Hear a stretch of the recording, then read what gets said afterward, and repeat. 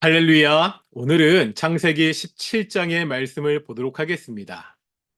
사람들에게 이름은 참 중요하지요.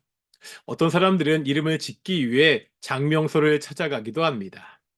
누가 지어준 특별한 이름이라고 자랑도 합니다. 사람이 지어준 이름도 이러한데 하나님이 직접 그 이름을 바꾸어 주셨다면 어떠하겠습니까? 오늘 본문에는 하나님이 이름을 바꾸어 주신 두 사람이 나옵니다.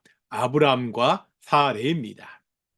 아브라함이라는 이름의 뜻은 존귀한 아버지입니다. 사레라는 이름의 뜻은 나의 공주, 나의 왕비입니다.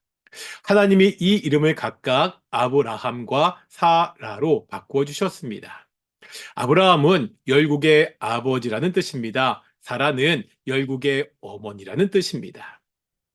먼저 가지고 있었던 아브람이나 사레는 개인을 위한 이름이었습니다.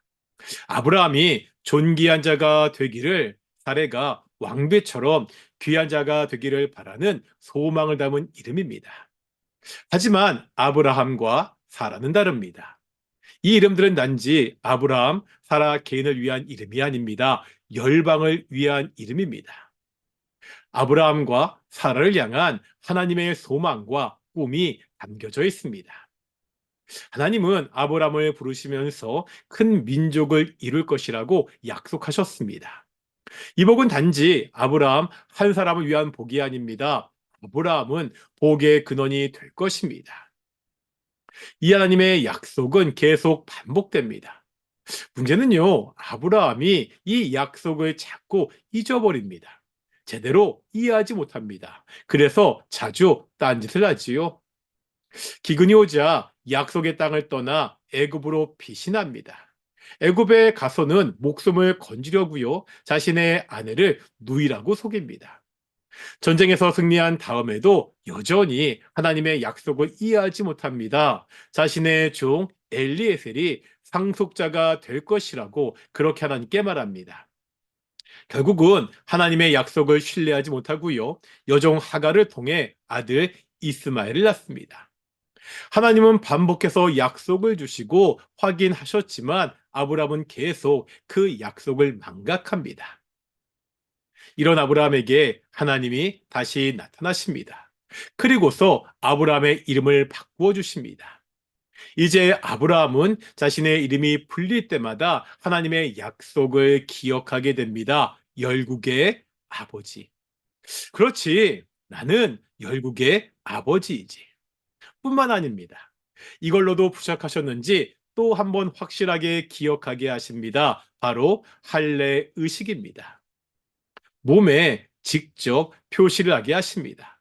언약의 표징을 몸에 새겨 넣게 하십니다. 몸에 새겨 넣으니 이건 잊어버릴 수가 없습니다.